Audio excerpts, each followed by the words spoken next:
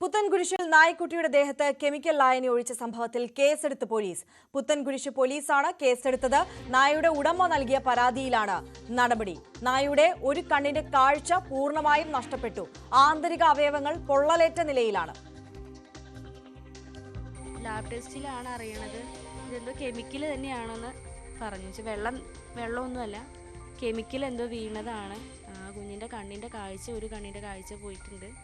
ഒരു കണ്ണിൻ്റെ കാഴ്ച ഭാഗികമായിട്ടുള്ളൂ. ചെവിക്കാണെങ്കിലും ഉള്ളിൽ എന്തെങ്കിലും അവർ ആ ഡോക്ടർ വായ പൊളിച്ച് നോക്കി. അപ്പം അതിൻ്റെ ഞാൻ വിഷ്വൽസ് എടുത്തിട്ടുണ്ട്. അപ്പം എൻ്റെ വായും നാക്കും ഒക്കെ പൊള്ളിയിട്ടുണ്ട്.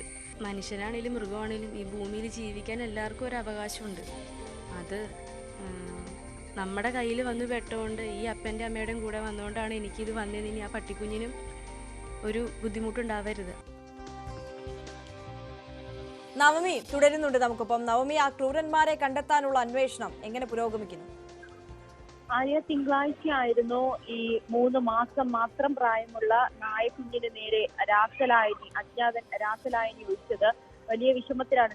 രാവിലെ ന്യൂസ് സംഘം അവരുടെ വീട്ടിലെത്തിയപ്പോഴൊക്കെ വളരെ വേദനയോട് കൂടിയാണ് ഈ കാര്യങ്ങൾ ഈ നായക്കുട്ടിയുടെ ഉടമകൾ നമ്മളോട് പ്രതികരിച്ചത്. എന്നാലും ഇന്നലെ വൈകിട്ടോടുകൂടി തന്നെ പോലീസിന് പരാതി നൽകിയിരുന്നു. ഇന്ന് രാവിലെ വീണ്ടും പോലീസ് സ്റ്റേഷനിലെത്തി കൂടുതൽ വിവരങ്ങൾ പോലീസിനോട് പറഞ്ഞതിന് ശേഷമാണ് എന്തായാലും പോലീസ് കേസെടുത്തിരിക്കുന്നത്. പുത്തൻകുരിശ് പോലീസാണ് ഈ വീട്ടമ്മയായിട്ടുള്ള നയനയുടെ പരാതിയിൽ കേസെടുത്തിരിക്കുന്നത്.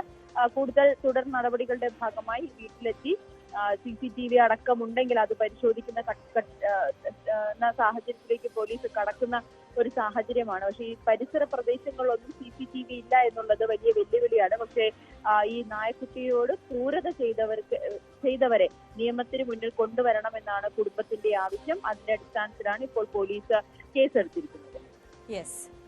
നവമി ദിനേശാണ് വിശദാംശങ്ങൾ പങ്കുവച്ചത്.